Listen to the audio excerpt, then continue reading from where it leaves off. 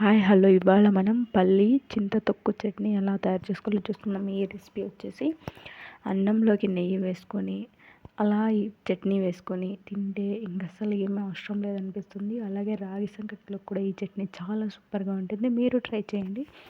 ముందుగా మనమైతే పల్లీలు వేయించుకుందాం. ఇవి బాగా డ్రై రోస్ట్ చేసుకొని ఒక ప్లేట్లో తీసుకొని పక్కన పెట్టేసుకుందాం.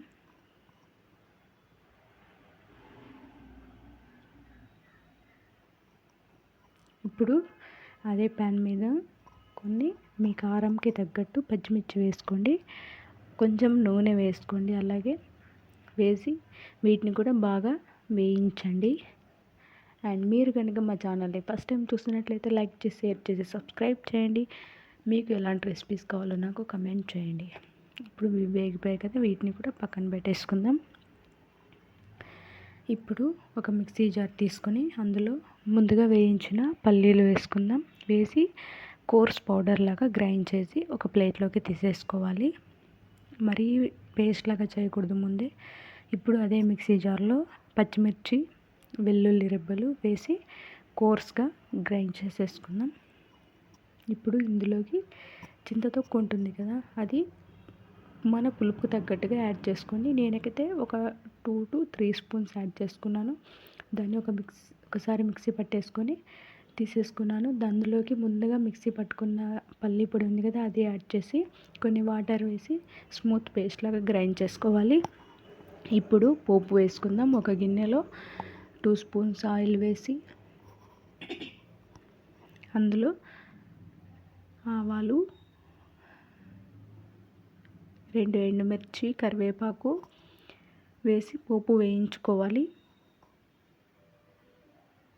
ఈ పోపుని బాగా వేయించిన తర్వాత మనం సన్నగా తరుక్కుని ఉల్లిపాయ ముక్కలు వేసుకోవాలి.